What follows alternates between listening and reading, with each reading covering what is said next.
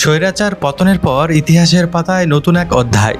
প্রথমবারের মতো দেখা গেল এক সরকার হটে গিয়ে তার মন্ত্রী এমপিরা পালিয়ে গিয়ে অন্য দেশে বিলাসী জীবনযাপন করছে। প্রথম আলোর অনুসন্ধানে উঠে এসেছে একের পর এক নাম। কলকাতার নিউ টাউন, রাজারহাট, বারাসাত, এমনকি দিল্লিতেও আছেন আওয়ামী লীগের সাবেক এমপি ও মন্ত্রীরা। ওবায়দুল কাদের আওয়ামী লীগের সাবেক সাধারণ সম্পাদক থাকছেন নিউ টাউনের ডিএলএফ হাইট হাউস প্লাজায়। ব্যক্তিগত নিরাপত্তারক্ষী ও চিকিৎসকের সেবা নিয়ে দিন কাটছে তার। আসাদুজ্জামান খান কামাল সাবেক স্বরাষ্ট্রমন্ত্রী, অবস্থান নিউ টাউনের এক অভিজাত প্লাজায়। নাসিম চৌধুরী সাবেক এমপি থাকছেন টাটা হাউজিং অ্যাভিনিউতে। নিজামুদ্দিন হাজারি সাবেক ফেনী 2 আসনের এমপি। ওবায়দুল কাদেরের যাবতীয় খরচ বহন করছেন তিনি। ছোট মনির টাঙ্গাইল 2 এর সাবেক সংসদ সদস্য, বর্তমানে আছেন নিউ টাউন হাইট হাউসেই। তিনি সাবেক মন্ত্রী শাহজাহান খানের জামাতা।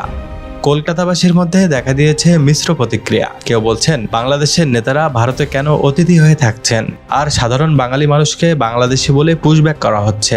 17 জুলাই মুখ্যমন্ত্রী মমতা বন্দ্যোপাধ্যায় সরকারি মঞ্চ থেকে বলেছিলেন, যদি বাংলাদেশিদের পুশব্যাক করেন তবে শেখ হাসিনাদের কেন পুশব্যাক করছেন না।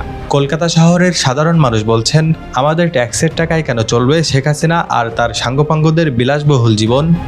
ভারতীয়দের জন্য এক আইন আর আওয়ামী লীগদের জন্য অন্য আইন। পৃথিবীর ইতিহাসে এমন ঘটনা বিরল।